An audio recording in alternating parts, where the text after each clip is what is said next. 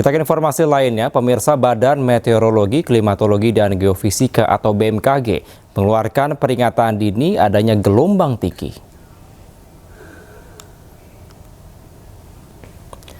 Gelombang tinggi berpotensi terjadi di beberapa wilayah perairan pada tanggal 4 hingga tanggal 7 Januari 2026.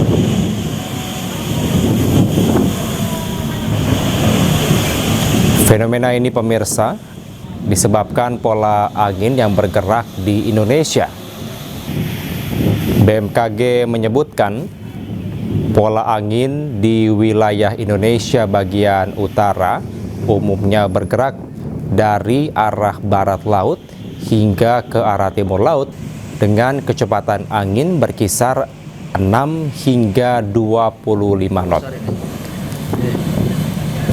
Sedangkan pemirsa di wilayah selatan umumnya bergerak dari barat daya hingga barat laut. Kondisi ini menyebabkan peningkatan gelombang setinggi 1,25 meter hingga 2,5 meter di beberapa wilayah dan beresiko terhadap keselamatan pelayaran. BMKG mengimbau masyarakat untuk waspada, terutama bagi yang beraktivitas dengan moda perahu dan kapal.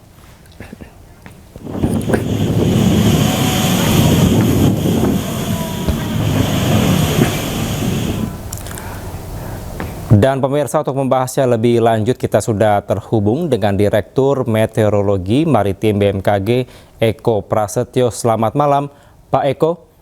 Pak Eko, Selamat malam. Ya, Pak Eko, apakah benar ada gelombang tinggi yang berpotensi terjadi di beberapa wilayah di perairan pada tanggal 4 hingga 7 Januari mendatang? Baik, memang saat ini hingga 3 hari mendatang, ini ada potensi gelombang dengan kategori sedang dan tinggi. Ini bisa berpotensi terjadi di beberapa perairan di Indonesia. Dengan kategori sedang 1,25 hingga 2,5 meter ini mayoritas akan berpotensi di sebagian besar perairan di seluruh Indonesia.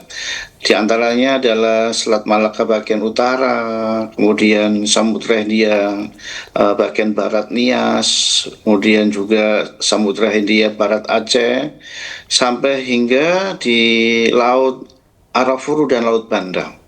Sedangkan untuk level tinggi di angka 2,5 hingga 4 meter ini bisa terjadi di beberapa perairan di Indonesia, di antaranya di Samudra Hindia Barat Kepulauan Mentawai, kemudian juga Samudra Hindia Barat Lampung, Samudra Hindia Barat Bengkulu, juga di perairan Laut Natuna Utara, juga Laut Maluku. Berikutnya juga bisa terjadi di Samudra Pasifik Utara Papua, Barat Daya, dan Papua Utara. Ini perlu kewaspadaan kita bersama dengan kategori sedang maupun kategori tinggi untuk pengguna lalu lintas laut. Baik, Pak Eko, lalu apa faktor utama penyebab dari gelombang tinggi tersebut? Ya, seperti telah kita pahami bersama bahwasanya kecepatan angin adalah pembangkit utama untuk pembangkitan gelombang laut. Ya, saat ini masih aktif bibit badai 91S di sebelah barat Lampung. Ini membawa dampak tidak langsung terhadap potensi gelombang tinggi di beberapa perairan yang telah disebutkan di depan. Ini kecepatan angin bisa mencapai hingga 25 knot. Ya, ini tentunya dapat membangkitkan gelombang tinggi di beberapa wilayah perairan. Baik, Pak, ini gelombang tinggi pasti berbahaya atau seperti apa Anda penjelasannya? Ya, tentunya para pengguna lalu lintas laut menggunakan moda kapal atau perahu yang harus menyesuaikan dengan ketinggian gelombang ini. Jika masyarakat nelayan yang menggunakan perahu 3 GT atau di bawah 30 GT, ini tentunya aman di gelombang di bawah 1,5 meter. Namun jika sudah berada di gelombang 2 meter atau lebih, ini akan memiliki resiko yang besar untuk keselamatannya.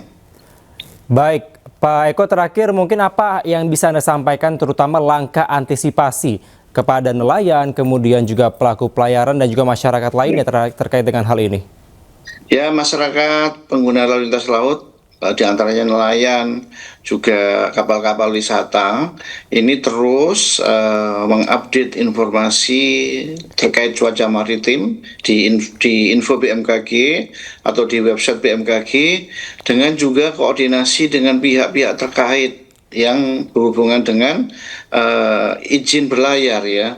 Ini masyarakat nelayan tentunya ada pelabuhan perikanan yang menerbitkan surat persetujuan berlayar, kemudian juga kapal-kapal wisata atau kapal-kapal kecil, ini bisa berkoordinasi dengan petugas pelabuhan ya, KSOP yang menerbitkan surat persetujuan berlayar.